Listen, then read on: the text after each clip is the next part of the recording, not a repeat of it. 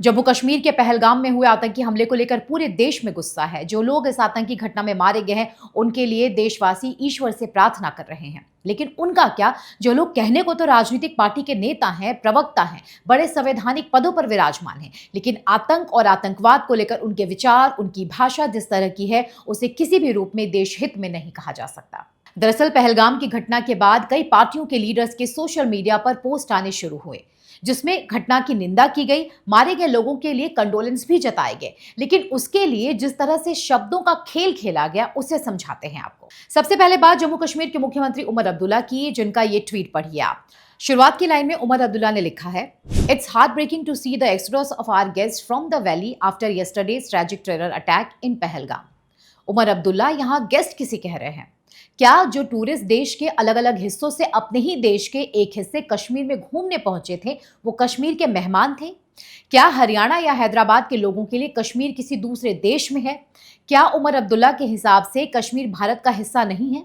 आखिर क्यों भारत के लोगों को उन्हीं के देश के एक हिस्से में मेहमान बताया जा रहा है? वैसे जब उमर अब्दुल्ला देश की राजधानी दिल्ली या फिर किसी राज्यों में जाते हैं, तो क्या वे मेहमान के रूप में जाते हैं? क्या उमर अब्दुल्ला ये बताएंगे कि अपने ही देश में जब किसी को मेहमान बताया जाए तो क्या बीतती है? वैसे उमर अब्दुल्ला से ये सवाल हम इसलिए भी पूछ रहे हैं क्योंकि वे उस राज्य के मुख्यमंत्री हैं जहां ये आतंकी घटना हुई है। 26 लोग मारे गए हैं। उमर अब्दुल्ला एक संवैधानिक पद पर हैं। वो जो बोलेंगे उसका महत्व होता है, उनके शब्दों का क्या मतलब निकाला जाएगा, उन्हें इस बात को लेकर सतर्क रहना चाहिए। अब वे कोई आम नागरिक तो है नहीं, विदेश से पढ़ाई लिखाई की है, राजनीतिक बैकग्राउंड है उनका। ऐसे में एक राज्य के मुख्यमंत्री का ट्वीट ऐसी आतंकी घटनाओं पर ऐसा होगा तो सवाल तो उठेंगे ही। वैसे लगे हाथों पश्चिम बंगाल की मुख्यमंत्री ममता बनर्जी की भी बात कर लेते हैं, जिनके राज्य में इस समय जो हो रहा है उसे बड़ा धब्बा से ज्यादा और कुछ नहीं कहा जा सकता।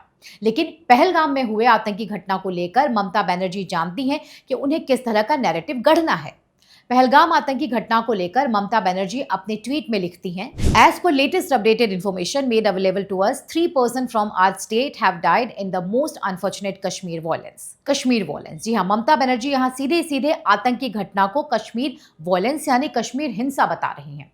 टेरर अटैक को हिंसा बताना किस नैरेटिव का हिस्सा है? क्या ममता बनर्जी को नहीं पता कि हिंसा का अर्थ क्या होता है और टेरर अटैक का अर्थ क्या होता है? हम कैसे नहीं माने कि इस तरह के शब्दों का जानबूझकर प्रयोग किया जा रहा है ताकि टेरर अटैक को डाइल्यूट किया जा सके। समझ नहीं आता कि क्यों संवैधानिक पदों पर बैठे राजनेता अपने शब्दों के जरिए घटना के सही कारण को छिपाने का काम करते हैं। क्यों आतंकी घटनाओं को लेकर इनका रवैया इतना सॉफ्ट होता है? क्यों ऐसी आतंकी वारदातों पर ये लोग अपनी राजनीति में ही बिजी होते हैं? वैसे ऐसी आतंकी घटनाओं का कैसे मजाक बनाना है, लोगों की मौत पर कैसे सरकाजम लिखते हुए ट्वीट करना है, इसमें ममता बनर्जी की पार्टी की सांसद महुआ मोइत्रा भी माहिर हैं। दरअसल पहलगाम आतंकी हमले के 1 घंटे बाद ही टीएमसी सांसद महुआ मोइत्रा ने ऐसा ट्वीट किया था जिस पर लोग भड़क उठे हैं। महुआ ने सोशल मीडिया प्लेटफॉर्म एक्स पर लिखा, आज दिल्ली हाईकोर्ट द्वारा परोसे गए शरबत बाबा का मजा लिया, थॉरली सेटिस्फाइंग। क्या एक सांसद होने के नाते यह सही समय था इस तरह के मैसेज के लिए? क्या इसे असंवेदनशील नहीं कहा जाए?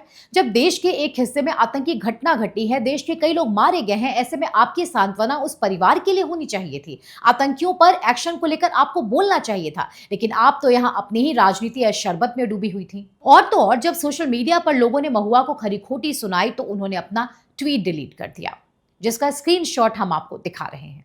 इसी लिस्ट में एक और नाम है कांग्रेस नेता शशि थरूर का। अपने ट्वीट में शशि थरूर लिखते हैं, targeting specifically male tourist who were not Muslim. आखिर शशि थरूर को मुस्लिम शब्द से इतना क्या लगाव? वो सीधे सीधे ये भी तो लिख सकते थे कि targeting specifically male tourist who were Hindus, पर नहीं। शशि थरूर को तो केवल ये साबित करना है कि केवल हिंदू नहीं मारे गए हैं, साथ ही मुस्लिम को भी विक्टिम दिखाना था। उनकी मंशा ये है ही नहीं कि वे ये बोल सके कि पहलगाम में आतंकियों के निशाने पर केवल हिंदू थे, वो भी ये जानते हुए कि क्या क्या करने के बाद इन हिंदुओं को मारा गया। एनसीपी की नेता सुप्रिया सुले भी कुछ कम नहीं है। अब वे ठहरी शरद पवार की पुत्री, तो बाप की मुस्लिम परस्ती का कुछ तो असर होगा ही। जैसे बाप ने मुंबई ब्लास्ट में एक 13वां ब्लास्ट मुस्लिम इलाके में इवेंट कर लिया था, वैसा ही कुछ सुप्रिया सुले ने कर डाला और पहलगाम के आतंकी हमले को आतंकी हमला न लिखते हुए पहलगाम फायरिंग इंसिडेंट लिख डाला। उनके ट्वीट के शब्दों को देखकर लगता है मानो ये कोई छोटी मोटी फायरिंग की घटना हो, न कि भीषण आतंकी हमला जिसमें 26 लोगों को मार डाला गया हो। चलते चलते बिजनेसमैन और कांग्रेस सांसद प्रियंका वाड्रा के पति रॉबर्ट वाड्रा की बात भी कर लेते हैं। रॉबर्ट वाड्रा इस इस्लामी टेररिस्ट हमले की घटना का जस्टिफिकेशन देते हुए कह रहे हैं क्योंकि मुसलमान कमजोर महसूस कर रहे हैं, मुसलमानों को दबाया जा रहा है, जिसकी वजह से ऐसे हमले हो रहे हैं। ये विडंबना है हमारे देश की, जहां केंद्र सरकार से लेकर तमाम एजेंसियां, हमारे सुरक्षा बल इस समय इस आतंकी हमले को लेकर एक्शन में हैं। वहीं रॉबर्ट वाड्रा जैसे लोग इस हमले को इस तरह से जस्टिफाई कर रहे हैं। जिन लोगों के परिवार ने अपनों को इस आतंकी हमले में खो दिया है, क्या बीतती होगी उन पर इन राजनेताओं के ऐसे बयानों और शब्दों से? क्या हम नेताओं से उम्मीद नहीं कर सकते कि राजनीति कीजिए, लेकिन ऐसे संवेदनशील घटनाओं को लेकर कम से कम इतने बेशर्म न बनिए।